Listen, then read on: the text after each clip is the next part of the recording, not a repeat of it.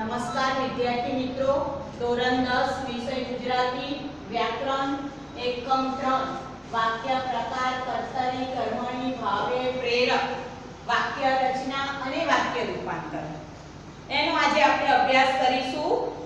જુઓ નીચે આ વાક્યો લખેલા છે। વાક્ય છે કાલે અહીં મોગરા ખીલશે, ટેબલ પર નોટ અને ચોપડી નથી, બગીચો ખાલી થવા લાગે છે, હવે આખી વાત બદલાઈ ગઈ છે, ઋણ રાહતનો કોઈ કાયદો નહોતો, પગલીના બીબામાં નજર ઢળી હતી। વિદ્યાર્થી મિત્રો, આ ખાલી વાક્યો છે અને વાક્ય રચના કહેવાય। આપણે શીખવાનું છે કર્તરી કર્મણી ભાવે અને પ્રેરક એ ચાર પ્રકારની વાક્ય રચના। આપણે આમાં જોઈએ છે કે વાક્યમાં કોઈ કર્તા દેખાતો નથી, એટલે પહેલા આપણે કર્તરી વાક્ય રચના શીખીએ।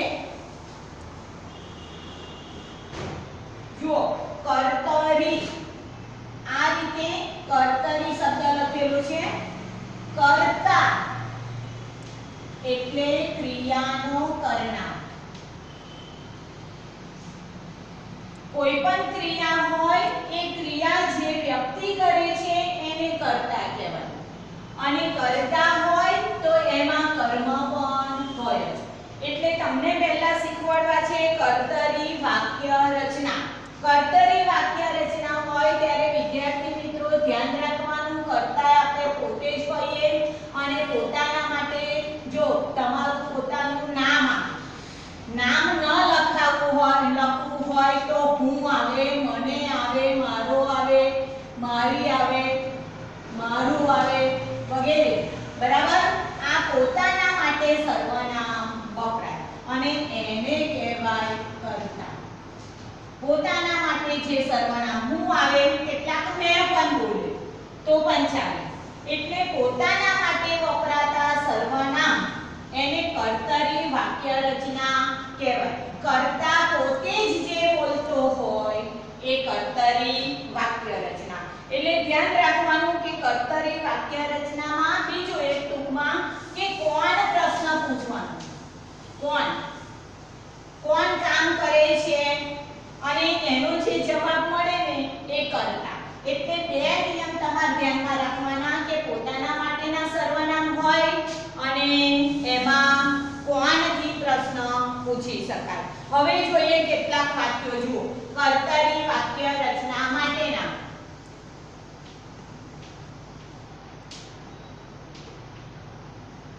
એક વાક્યની તમારે આવી વાક્ય રચના આવશે। અંકિતે નંદા નામની યુવતી સાથે લગ્ન કર્યા છે।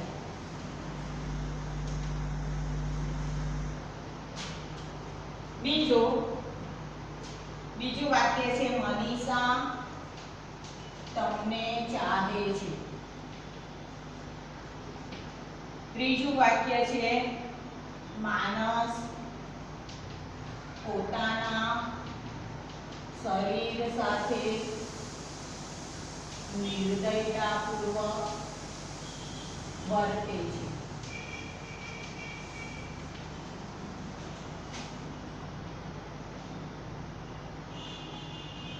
મારા પિતાજી ખેતી સાથે ગીરધારનો ધંધો કરતા, અને જશોદા મૈયાએ કૃષ્ણ કુંવરને સંગાળ્યા। આ વાક્યો છે। વાક્યમાં જુઓ અહીંયા કર્તા આપ્યો છે અંકિત, આ મનીષા છે, માનસ છે, મારા અને જશોદા મૈયા। એટલે તમને ખ્યાલ આવે કે કર્તરી વાક્ય રચના હોય તો એમાં કર્તાનો ઉલ્લેખ થયેલો હોય, કદાચ કર્તાનું નામ ન આપ્યું હોય તો આ રીતે એનું સર્વનામ એટલે વિદ્યાર્થી મિત્રો ધ્યાન રાખજો, 1 માર્ક્સની આ વાક્ય રચના આવશે. જો કર્તરી વાક્ય રચનામાં બે બાબત ખાસ ધ્યાન રાખવાનું, નામની જગ્યાએ સર્વનામ વપરાયું હોય અને કદાચ નામ હોય તો સર્વનામ ન હોય, બરાબર.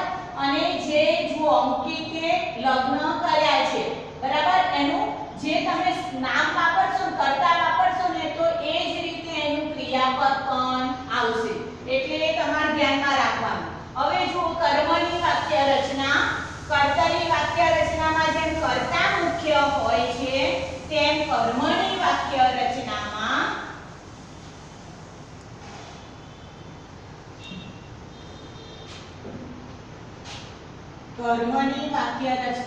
એમાં કર્મ મુખ્ય હોય. અને વિદ્યાર્થી મિત્રો જુઓ ધ્યાન રાખો, કર્તામાં કર્તરી વાક્ય રચનામાં કર્તરી વાક્ય રચના અને કર્મની વાક્ય રચના, એ તેમાં તમારે શું ધ્યાન રાખવાનું છે? જુઓ અહીંયા હું હોય કર્તરીમાં, તો એનું કર્મની કરવાનું હોય તો તમારે ધ્યાન રાખવાનું મારાથી, બરાબર. અમે હોય તો અમારાથી, તમે હોય તો તમારાથી, થી મૂકવાનું. આ ખાસ ધ્યાન રાખજો. કર્તરી વાક્ય રચનામાં કર્તા પછી થી, થકી, વડે, દ્વારા, થી, થકી, વડે, દ્વારા આવા શબ્દો વપરાતા નથી. જ્યારે કર્મની વાક્ય રચનામાં કર્મની વાક્ય રચનામાં કર્તા પછી થી, થકી, વડે, દ્વારા જેવા શબ્દો તમારે ઉમેરવાના હોય છે, એ ધ્યાન ખાસ રાખવાનું. અને જો આવા સર્વનામ તમે ઉમેરશો તો તમારે ઓટોમેટિક એનું ક્રિયાપદ પણ બદલાશે. કરે છે તેની જગ્યાએ કરાય છે, ખાય છે તેની જગ્યાએ ખવાય છે, લખે છે તેની જગ્યાએ લખાય છે, એવું ક્રિયાપદ પણ આવશે. એટલે આ ખાસ ધ્યાનમાં રાખવાનું, બરાબર. આ તમે ધ્યાનમાં રાખશો, આવું તમને નામની જગ્યાએ સર્વનામ તમને આવી રીતે મૂકતા આવડશે તો તમારું વાક્ય તરત જ કર્મમાં પણ રૂપાંતર થઈ જશે. હવે કર્મની વાક્ય રચનાના વાક્યો લખીએ આપણે.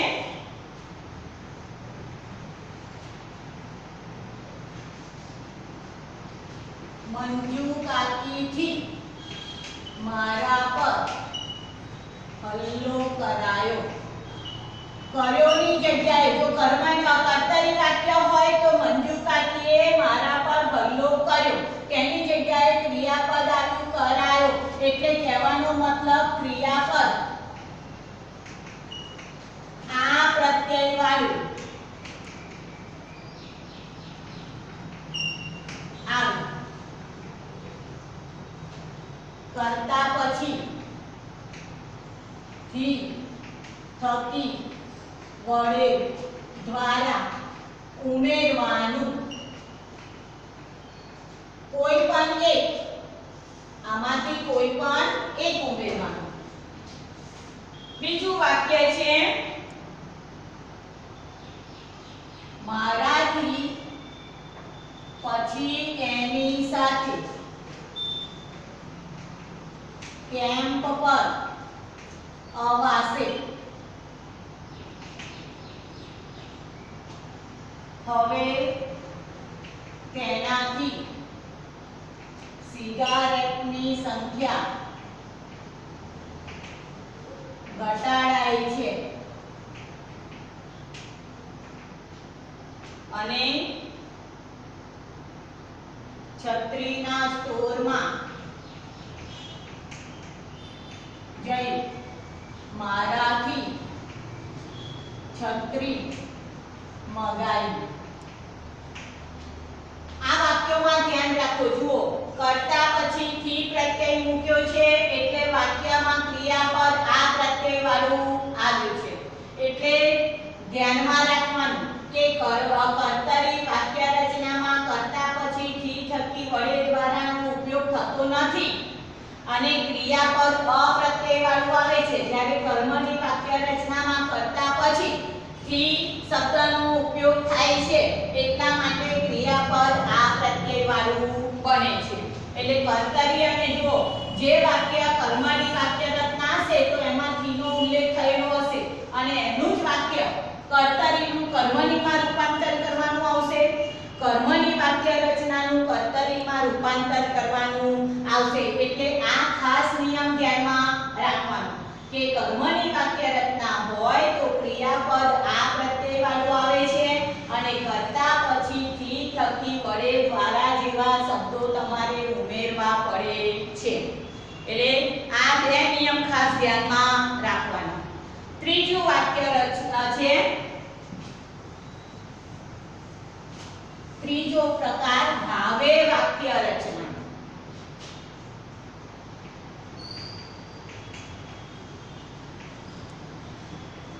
કર્તરી વાક્ય રચનામાં કર્તા મુખ્ય હોય, કર્મની વાક્ય રચનામાં કર્મ મુખ્ય હોય, ભાવે વાક્ય રચનામાં ભાવની મુખ્યતા હોય છે.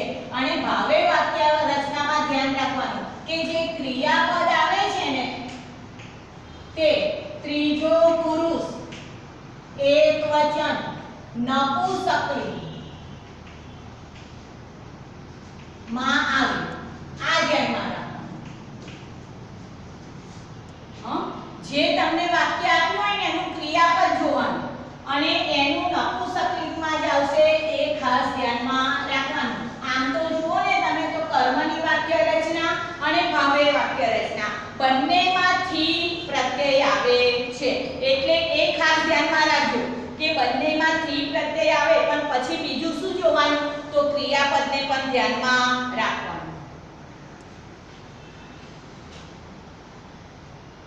તેનાથી અત્યાર સુધી જીવાયું છે.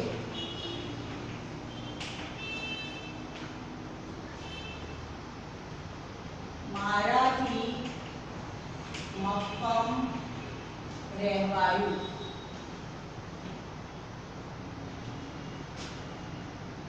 ખીનને રસ્તે નીકળ્યો તો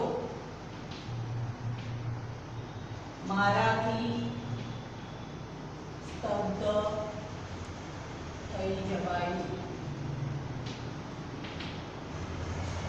અને ફોકટ થોડું અપાય છે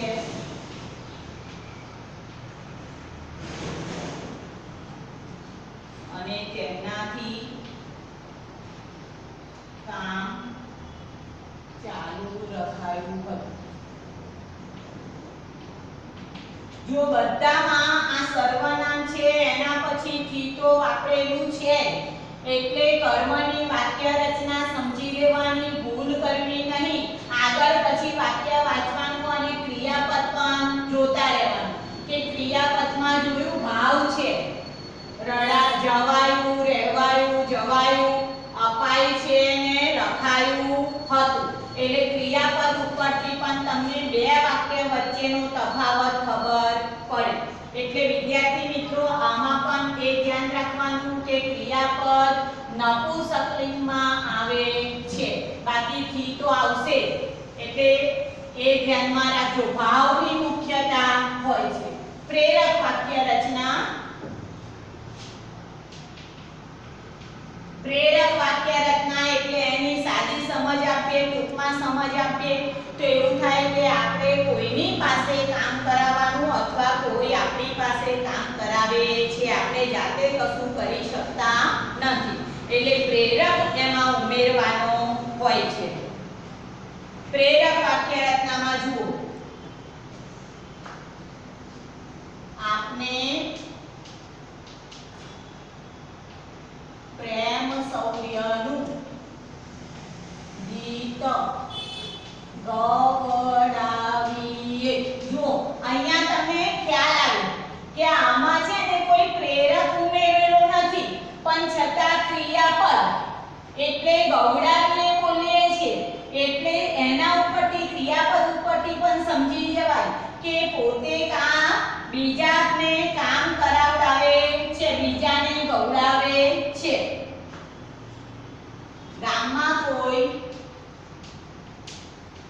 માંદું પડે તો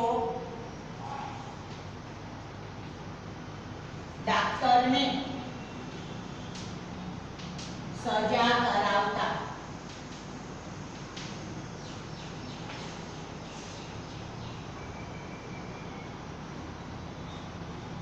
સ્ત્રીઓની ઉપરથી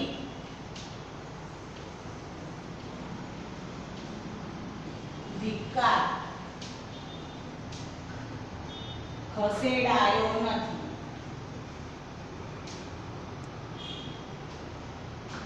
બધા મહાપુરુષો ટાઈમ ટેબલ રખાવતા અને આગળનું વાક્ય એવો એની પાસે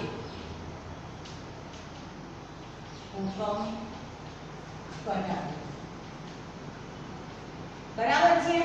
આ વાક્યો વાંચવાના. વાંચ્યા પછી તમારે જો એમાં બીજા પાસે એવો શબ્દ વાપરેલો પાસેનો ઉલ્લેખ ન થયેલો હોય તો તમારે ક્રિયાપદ જોવાનું. બરાબર છે.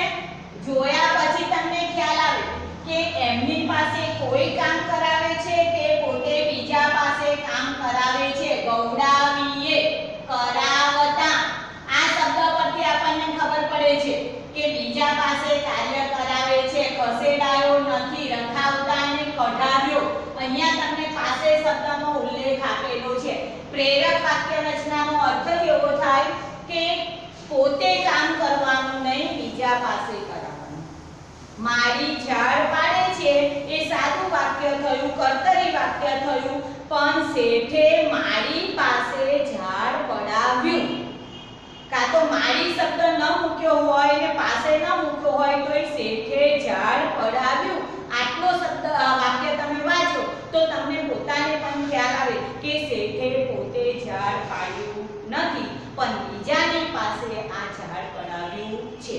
એટલે પ્રેરક વાક્ય રચનામાં એટલું ધ્યાન રાખવાનું કે પ્રેરક વાક્ય રચનામાં પ્રેરક ઉમેરવાનું હોય અને ન ઉમેરેલો હોય તો તમારે આ ક્રિયાપદ પરથી એને વાક્યનું અર્થઘટન સમજતા શીખવાનું. હવે જુઓ, છેલ્લો મુદ્દો આપણે આગળ વાક્ય રૂપાંતરની વાત છે.